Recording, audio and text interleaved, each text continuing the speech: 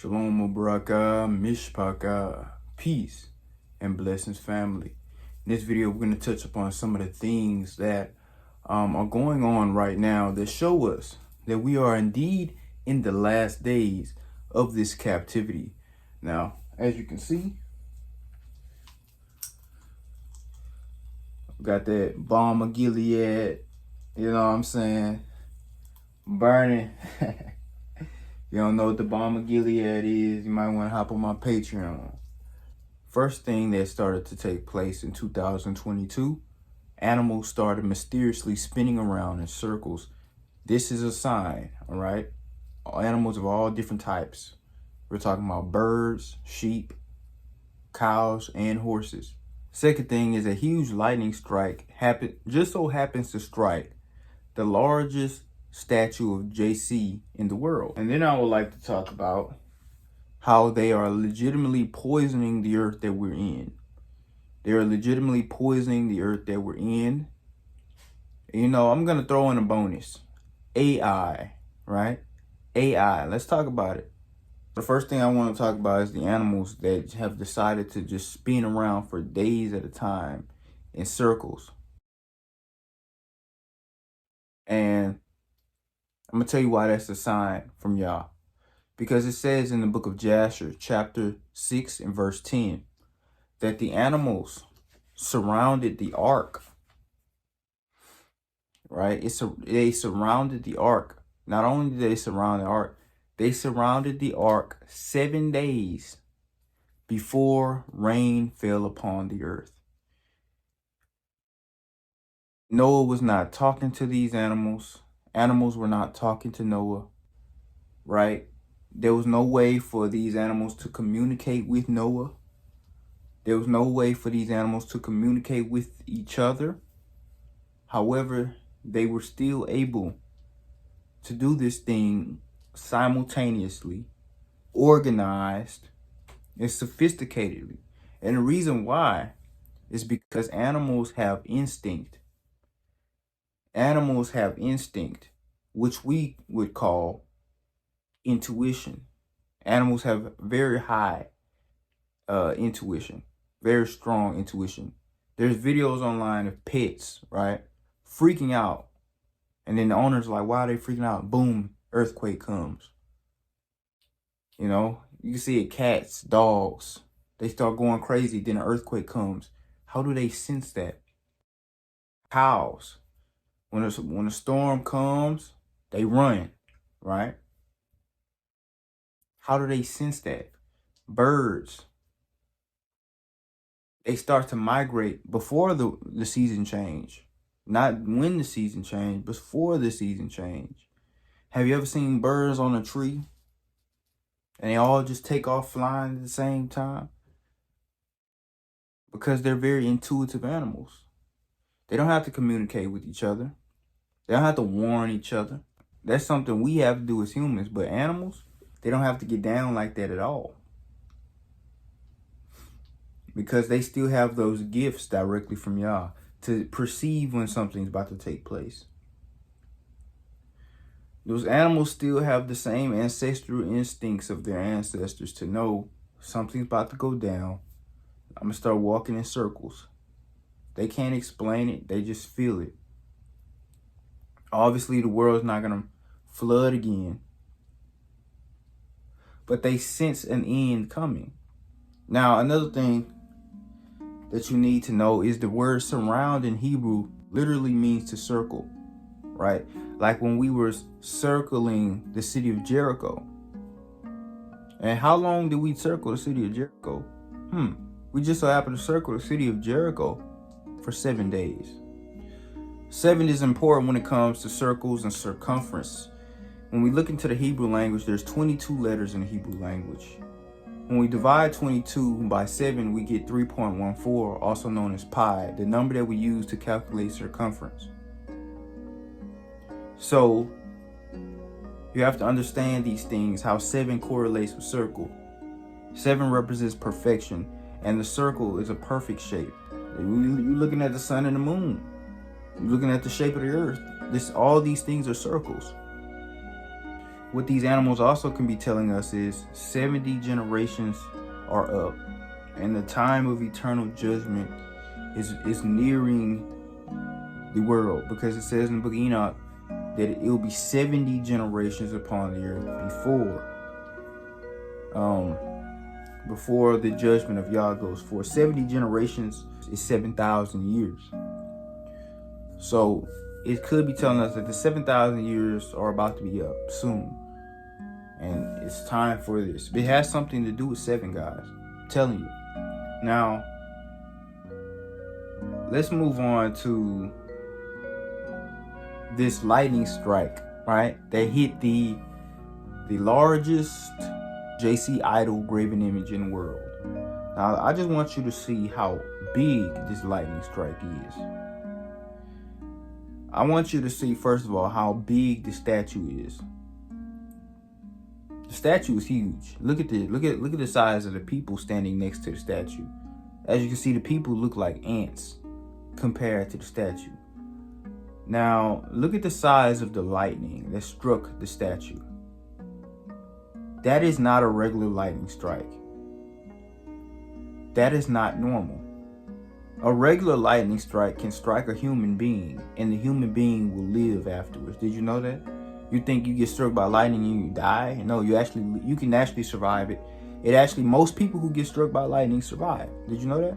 But if you got struck by this, there is no chance of survival. That thing is big enough to strike 20 people at the same time. There's no way you're surviving that lightning strike.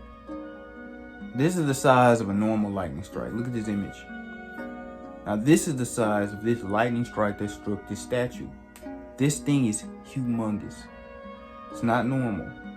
It's Yah telling us that the children of Israel needs to stop worshiping idols. And this is the message to the children of Israel scattered to Western Kush, also known as Brazil. Turn to Yah. You are the children of Israel. Many of the Negro Brazilians are the children of Israel. You guys have to stop worshiping idols. I'm not a prophet, but Yah told me this. This is something he verbally said to me. Like I literally heard it. Like I was sleeping on the couch. It was May of last year. I was sleeping on the couch, and Yah literally said to me, "They have chosen the crooked path unto me. And because they chose the crooked path unto me, I will choose the crooked path unto them. But if they turn to me in the straight path, then in the straight path will I turn to them." Then I realized the meaning of that. The children of Israel are going through an idol to get to Yah. And Yah wants his people back. He wants his people to serve him and him only. Forsake Christ. Forsake him. And turn to Yah in the straight path. Turn to him only. Just like you throw away moldy bread into the trash can. That's how Yah has thrown you into captivity. But have you ever said, "Well, I'm going to redeem my moldy bread from the trash can"? No. And has that moldy bread ever turned fresh again? No. But you shall clean the mold from your heart, and Yahuwah shall redeem you from captivity. Because you are the bread of Yahuwah, and in you is a sweet taste, a delight to Yahuwah. But Christ, this fake idol, right? He is like moist air unto you. And when you turn to Yah with a pure heart, good things are going to come to you. Protection is going to come to you. Delight will come to you. So far, there's been a lot of train derailments. There's been a lot of things happening in the United States and around the world where they're just releasing chemicals into the air, into the water, into the sea. They're cutting down the trees. They're damaging the world as we know it. And the reason why is because the people in control of all this stuff are not human. Because the earth has actually been given to the hand of the wicked. And these wicked are not humans. These are fallen angels who came back down again after the flood and began to teach wickedness to the children of men again.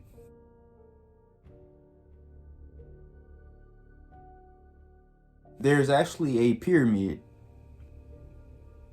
and us civilians, if you're watching this video, you're at the bottom of the pyramid. Above you in this pyramid is the government. Now above the government are the corporations.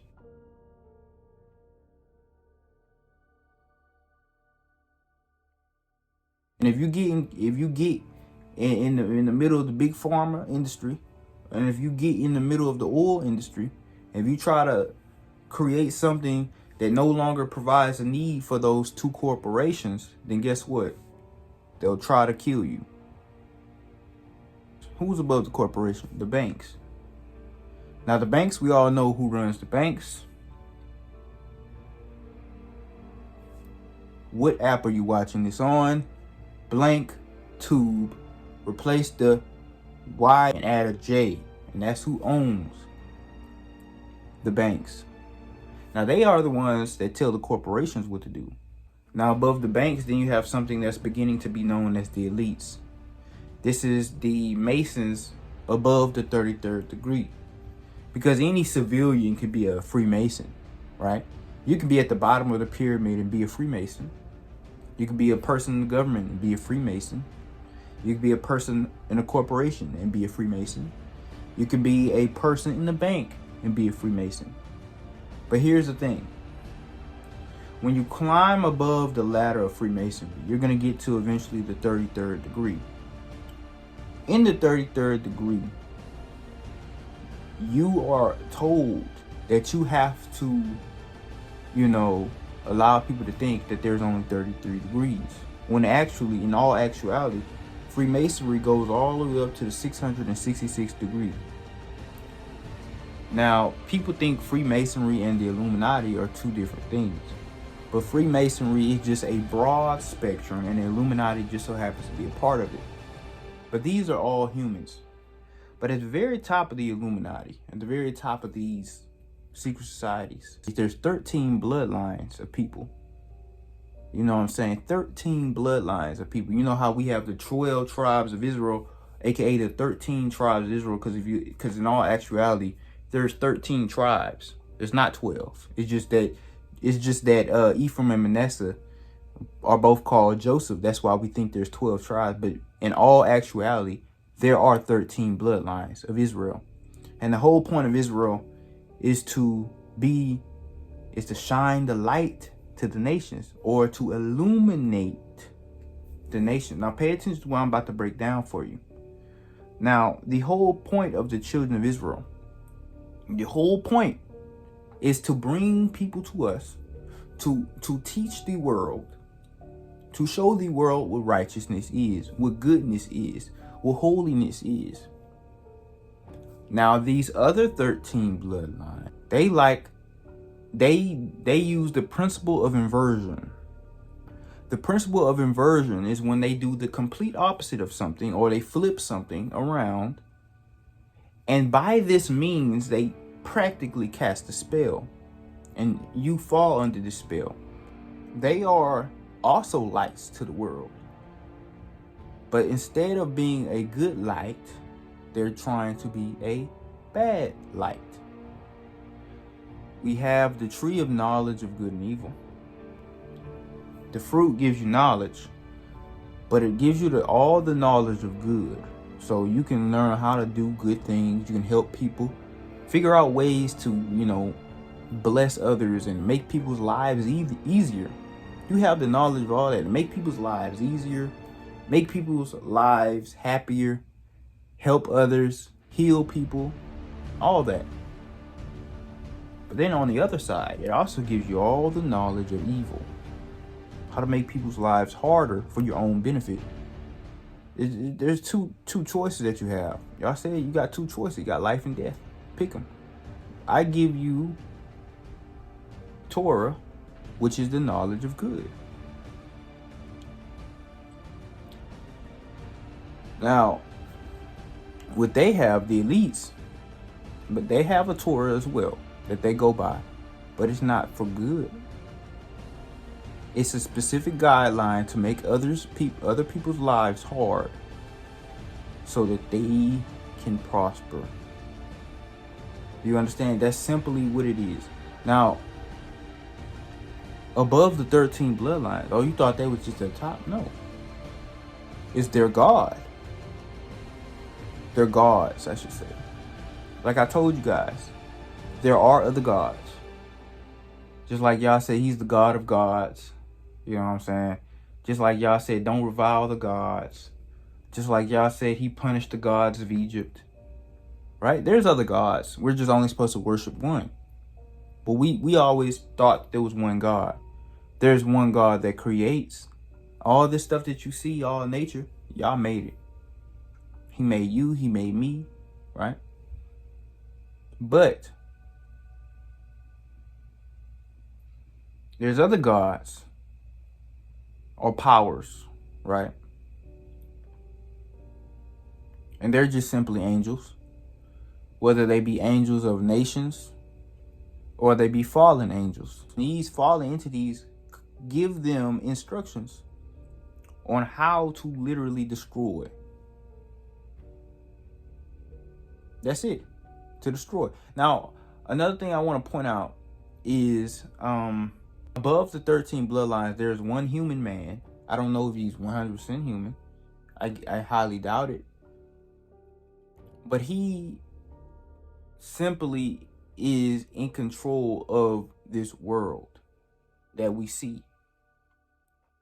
And we don't see him. Now, we don't know his name either. But as you can see, a lot of the things that's going on in the world, a lot of this hyper advanced technology that we see, a lot of this poisoning the earth that we see going on as well, a lot of the genetic manipulation that we see, the splicing, the AI technology, all of this is simply a you know, let's explain, let's get into the scriptures, right? Because I've been doing enough talking. I'm going to show you guys what time we're living in, right? This is the book of Daniel, chapter 8, verse 21. So it's just an angel describing to Daniel the interpretation of his vision. And this is what he said. And the rough goat is the king of Grecia, and the great horn that is between his eyes is his first king. So that's Alexander the Great, right? The first king of Greece. Now that being broken, whereas 4 stood up for it, 4 kingdoms shall come out of the nation, but not of his power. So not of Alexander's power, because as soon as Alexander died, his kingdom was split up, by his, sons, his, people who was under him, etc. But what's important to understand, it says 4 kingdoms will come out of Greece. It's talking about 5 kingdoms total, because it says 4 will come out, So you can say Greece, okay, that's 1. Then Rome, okay, that's 2. Then the Holy Roman, that's 3. Then America, that's 4, or United States of America. And then the New World Order. But let me tell you guys something. The New World Order is literally being set up as we speak. And in the latter time of their kingdom, that's the last kingdom, right? When the transgressors are come to the full. So when sin has came to a full, and I believe that's right now, just look at what's going on, guys. Sin is everywhere, right? Yah waits till a nation is full of sin before he decides to punish it. Just like he didn't let us enter into the Holy Land until the Amorites sinned enough. He said, I'm going to keep you in Egypt until the sins of the Amorites are come to a full, right? He didn't want the Israelites to go into the land of Canaan until the Canaanites sinned enough, because he knew that we would wipe them out. So he was going to he let them stay in there for some hundreds of years and continue to sin so that we can go, and take their land. Because Yah is just. He's not going to punish you for nothing. He's going to let you become sinful. And then once you have become sinful enough, then he will punish you. And that's what's going on with the world. People are like, Why isn't Yah intervening? It says, in the latter time of their kingdom, when the transgressors are come to the full, a king of fierce countenance and understanding dark sentences shall stand up. Fierce countenance, what does that mean? That means, first of all, that means military superiority. That's very simple. Fierce countenance simply means military superiority. Whenever Yah said he was sending a nation against us of fierce countenance, that means they had a superior military structure than us. And these are a race of individuals that have, for their entire history, worked on ways of killing people more effectively. That's what they specialize in. But this man literally is in control of the nukes, the atomics, all of that stuff, man. But they got stuff that's worse than a nuke and the atomics. They got frequency technology. They have black noise. But they've been working on black noise since what, the 70s? What is black noise? Black noise is I can emit a certain frequency that nobody can hear, but it's so high frequency that it will literally explode all the soft tissue of your body, brain, heart. You just die. The whole city will just perish. That's black noise. Yes, they can do that. They have that. They have that ability. They have the ability to create, and they're working on this right now, RNA altered fruits that can specifically target a specific race of people. Yes, if they wanted to, they can grow fruits. The only thing stopping these people from unleashing all their stuff is Yah. If they wanted to, they can grow fruits specifically to make black people infertile. It says, and in the latter time of their kingdom, when the transgressors are come to the full, a king of fierce countenance and understanding, dark sentences shall stand up. So not only does he have fierce countenance, not only does he have superior weapons to everybody else, he has understanding of dark sentences. What are dark sentences? Dark sentences are basically esoteric knowledges, things that is hidden from most people, basically things that most people can't understand. On top of that, things that most people can't comprehend. That's dark sentences. It doesn't mean necessarily that it's evil, because there are good dark sentences, but then it could be evil, right? It's just knowledge. It's very advanced knowledge.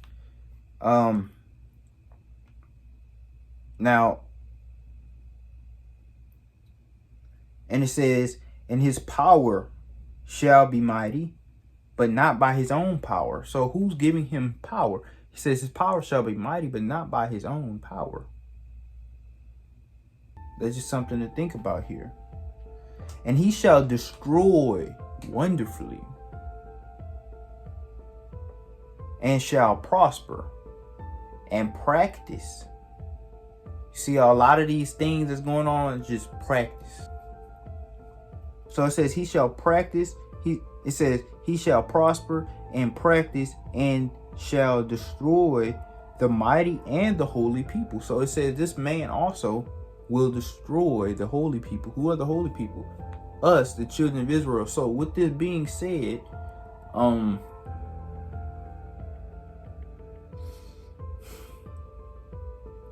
it's time for our people to turn to Yah, because Yah is our savior. He's our protector. And I have a feeling that these people might use frequency technology against Negroes. But if your aura is clean, if your electromagnetic field is good, check out my last video. If you keep in Torah, your Torah rhymes with aura for a reason. When you keep in Torah, your aura will be clean. When you keep in Torah, the electromagnetic field will be strong enough to deflect negative energies. So a lot of this 5G technology, 6G technology, 7G technology, all this stuff is going to come out It's gonna kill people. It's gonna give people cancer at higher rates than anything else. Now, if you have a good electromagnetic field, it can literally deflect certain frequencies that does not need to enter the body. What keeps your electromagnetic field cleansed and strong and powerful is Torah. Yes. People don't even see it. Once you sin, once you do something that just so happens to damage your electromagnetic field, which is a part of you and is really who you are, you feel pain. Just like if I take a knife and just stab myself, I'm gonna feel pain because my body let me know, bro, you just damaged yourself. So you're gonna feel pain. So once you do something that's gonna damage your spirit, which is your electromagnetic field, which is you're gonna also feel pain, but you're gonna feel pain emotion wise. It's letting you know, don't do this action again because it's damaging you. So the more righteousness you do, it's basically like righteousness is to your spirit as eating healthy is to your body, as reading is to the mind. Now it says, and through his policy also shall he cause craft to prosper in his hand. He will cause craft. Craft is just a simple biblical terminology for technology. He will cause technology to prosper in his hand. And that's what this man is doing. But he's practicing it. This man, he's probably old. He's been practicing this stuff seemingly since the 70s. Seemingly since the 80s. And he shall magnify himself in his heart, and by peace shall destroy many. By peace shall he destroy many. Now, I like this part because what we don't realize is right now we're in a very peaceful time and we're being destroyed because of the peace. We're very comfortable. We have all we want: unlimited internet access, unlimited porn access. We have the money to buy any type of sinful activity that we want. We're destroying ourselves because we have freedom and because we have peace. And it's all a setup by the elites. But that's not necessarily why it said, by peace shall he destroy many. We know how these individuals operate. They always come at you like it's peace, like it's good, like it's harmony. But they're really plotting and planning to destroy you. He shall also stand up against the Prince of Princes. Who was that? King David. But he shall be broken without hand. Now, that part also always makes me laugh and smile on the inside, because that means David's here right now. Because that whole text that I just read to you is literally describing what's going on in the world now. Completely. Look at this is a map of all the train derailments and stuff, weird stuff that's been happening in the United States over the past month alone. Right? So, and guys, this is not just in the United States, this is all around the world. Stuff like that is happening in France. And because of all this stuff that's going on to the earth, because people fail to realize the earth is a living being with an immune system. Guess what? Because you're putting all these chemicals in the water, thus saith the earth, I will dry up my rivers. I will not let these poison enter the sea. And because you put plastics in my seas, waves shall come upon your land, all the way from India to the Philippines, down to Indonesia, down to New Zealand, up to Japan. We have the highest concentration of plastic pollution on earth. These places will be hit. They're on the ring of fire and they're playing with fire. The earth is your nurturer. She's the one that carried you up this whole time, and she's still holding you. She's cradling you. That's why you're on her. That's why every time you walk, you're walking on her. She's cradling you right now. She's holding you right now. She's still holding you right now.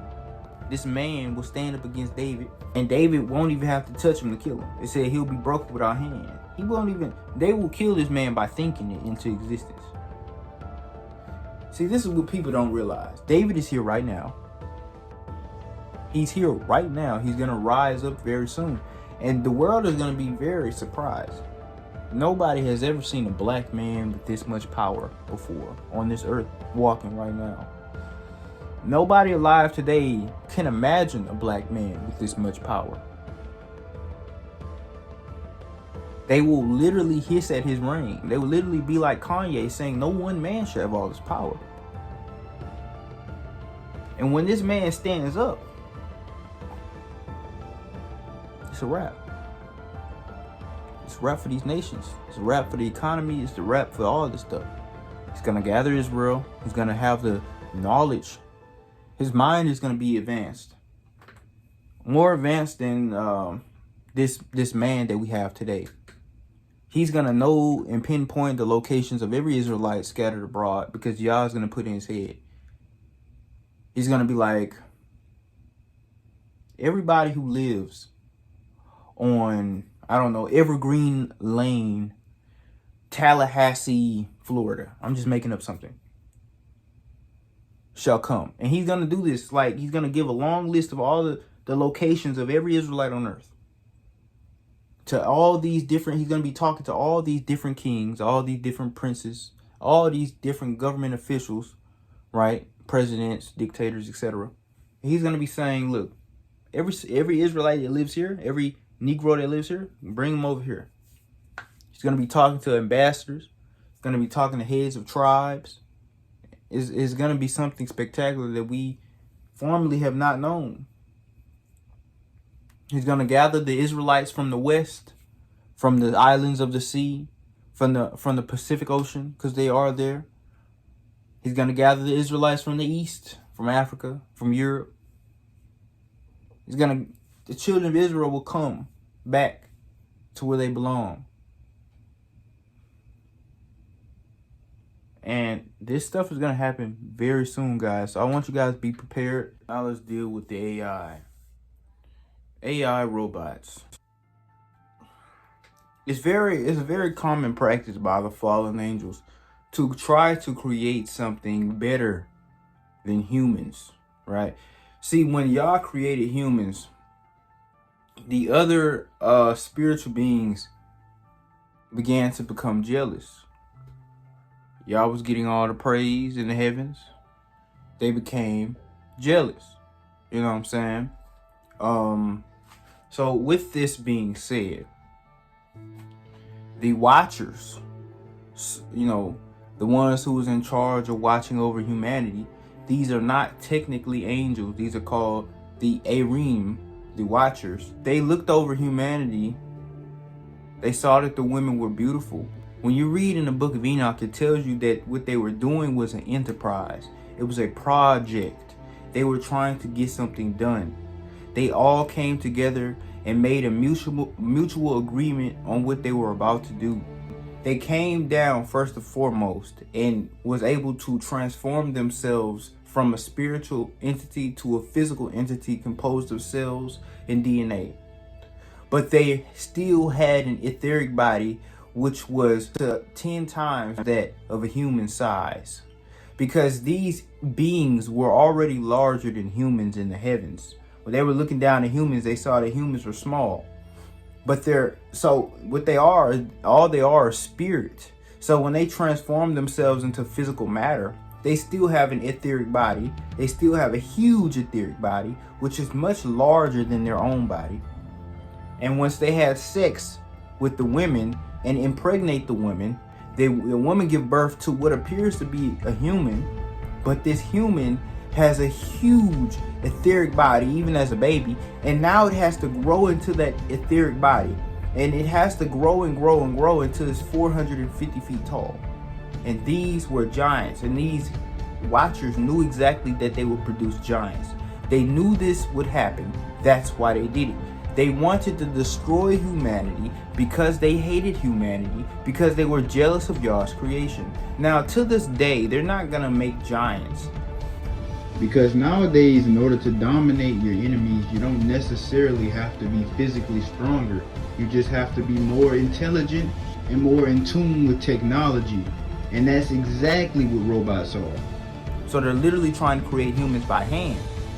And now these robots have empathy, emotions. They're able to tell jokes.